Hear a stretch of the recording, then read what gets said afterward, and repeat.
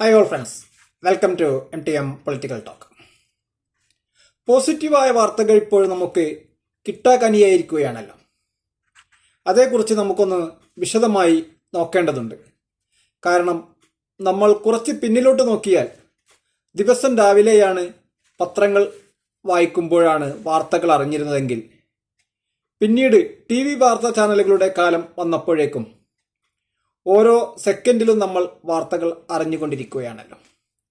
വാർത്തകൾ അറിയുന്നത് ഒക്കെ നല്ലതാണ്, അതിൽ സംശയമില്ല. പക്ഷേ നമ്മുടെ കേരളത്തിലെ വാർത്തകളാണല്ലോ നമ്മൾ കൂടുതലും അറിയാൻ ശ്രമിക്കുക.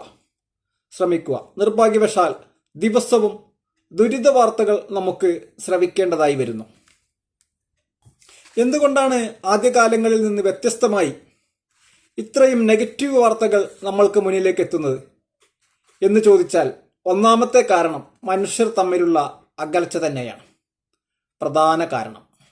അതിൻ്റെ മനഃശാസ്ത്ര വശങ്ങളൊന്നും പറയാൻ അറിയില്ല എങ്കിലും ജനറലായി പറഞ്ഞാൽ എല്ലാവരും ഒറ്റപ്പെട്ട ജീവിതം രീതിയിലാണ് ഇപ്പോൾ ജീവിക്കുന്നത്. ആദ്യകാലങ്ങളിൽ കൂട്ടുകുടുംബ വ്യവസ്ഥയായിരുന്നു. കൂട്ടുകുടുംബ വ്യവസ്ഥ എന്ന് പറയുമ്പോൾ ഒരു തറവാട്ടിലെ എല്ലാ പ്രശ്നങ്ങൾക്കും അവിടെ തന്നെ പരിഹാരമുണ്ട്. തറവാട്ടിലെ പൂമുഖത്തുള്ള കാരണവരുടെ ഒരു ഹൈക്കമൻഡ് അവിടെ പരിഹരിക്കാൻ പറ്റാത്ത പ്രശ്നം ഒന്നുമില്ല. എന്ത് പ്രശ്നമുണ്ടെങ്കിലും പൂമുഖം വരെ എത്തി കഴിഞ്ഞാൽ അതവിടെ പരിഹരിക്കപ്പെടും. അതിനു മുകളിലുള്ള പ്രശ്നമാണെങ്കിൽ നാട്ടിലെ പ്രമാണിമാരുണ്ട്. പ്രമാണിമാർ ഇടപെടുന്നു, പ്രശ്നത്തിന് പരിഹാരമാകുന്നു. ആ കാലത്തൊക്കെ വളരെ കുറഞ്ഞ കേസുകൾ ആണ് കോടതി കയറിയിരുന്നത്.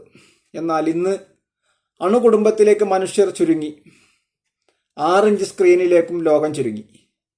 അപ്പോൾ തീരുമാനങ്ങൾ എടുക്കാൻ കഴിയാത്ത ആളുകൾ സമൂഹത്തിൽ ഒറ്റപ്പെടുന്ന പ്രവണത കൂടി. അതാണ് ഈ അരക്ഷിതാവസ്ഥയ്ക്ക് കാരണം. ഇതിനു പുറമെ ലഹരി ഉപയോഗം മൂലം ഒന്നിനെയും വകവെക്കാത്ത പ്രകൃതം കാണുകയും ചെയ്യുന്നു. പഴയ കൂട്ടുകുടുംബത്തിലേക്ക് മടങ്ങിപ്പോയി പ്രശ്നത്തിന് പരിഹാരം കാണാം എന്ന് ഒന്നും ചിന്തിക്കുന്നതിൽ അർത്ഥമില്ല.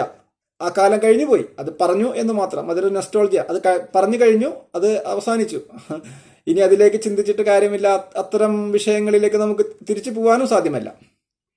ഇപ്പോൾ നമ്മുടെ മുന്നിലുള്ള പ്രധാന പ്രശ്നം ലഹരി ഉപയോഗവും പരസ്പര സമ്പർക്കമില്ലായ്മയും മൂലം മനുഷ്യർ മാനസികമായ അസ്വസ്ഥതകളാകുന്നു. മനുഷ്യന് മാനസികമായ അസ്വസ്ഥതകൾ രൂപപ്പെടുകയാണ്. അതിനെ ചുറ്റിപ്പറ്റി ഉണ്ടാകുന്ന പ്രശ്നങ്ങളാണ് ഇന്ന് സമൂഹത്തിൽ നിലനിൽക്കുന്നത്. അതുകൊണ്ടാണ് ഓരോ സെക്കൻഡിലും നെഗറ്റീവ് വാർത്തകൾ നമുക്ക് ശ്രവിക്കേണ്ടതായി വരുന്നത്. ശാസ്ത്രീയമായ പരിഹാര നിർദ്ദേശങ്ങളല്ലെങ്കിലും ജനറലായി പറഞ്ഞാൽ ലഹരി ഉപയോഗത്തിൽ നിന്ന് മുക്തി നേടുക, ഒരു വിശ്വാസിയാണെങ്കിൽ അത് കൃത്യമായി നിർവഹിക്കുക, എന്ത് പ്രശ്നം പ്രതിസന്ധി നേരിട്ടാലും കുടുംബങ്ങളുമായും സുഹൃത്തുക്കളുമായും ഷെയർ ചെയ്ത് ആവുന്നത് വരെയും അത് ഷെയർ ചെയ്ത് പ്രശ്നങ്ങൾ മറ്റുള്ളവരോട് പറഞ്ഞ് പരിഹരിക്കാൻ കഴിയും. കുറച്ചാളുകളൊക്കെ നമ്മുടെ പ്രശ്നങ്ങൾ കേൾക്കുമ്പോൾ വഴുതിപ്പോകും, അത് തീർച്ചയാണ്. കാരണം എല്ലാവരും ഉൾക്കൊള്ളുന്നതല്ല. പക്ഷേ ഒരു 10 ആളോട് പറയുമ്പോൾ ഒരാളെങ്കിലും അതിനൊരു പരിഹാര നിർദ്ദേശവും അത് പരിഹരിക്കപ്പെടുന്നത് വരെ ഒപ്പമുണ്ടാവുകയും ചെയ്യും.